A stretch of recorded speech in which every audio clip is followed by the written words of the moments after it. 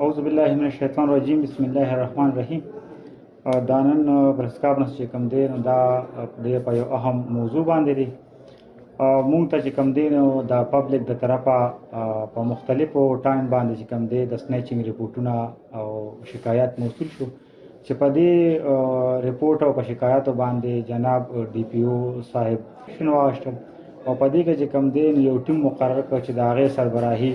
او د هغې زیر نگران چې کوم جواد خان اس ډي پی او 400 ده، سی آی او منیر خان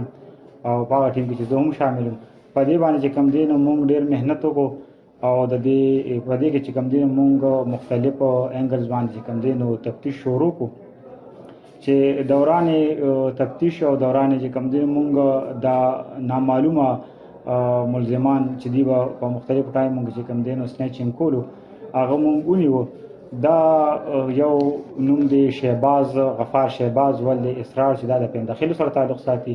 یو دی جمال چې دا د حصار سره تعلق ساتي، یو د دې یو بل مرګري چې هغه ادم گرفتار دی دا غنو مغشل نه غواړم. په دې چې کوم دی په دې یو موټر سایکل باندې درې کسانو مختلفو اوقات باندې چې کوم دی سنیچینګ کولو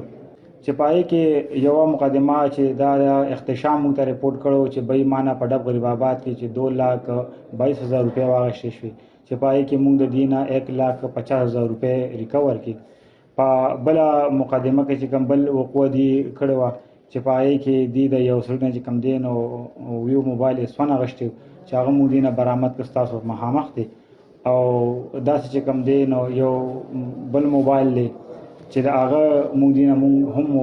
برآمد کړ. په ټوټل چې کوم دی دې نه مونږ 1,80,000 د مختلفو وقوعو برآمد کړي دي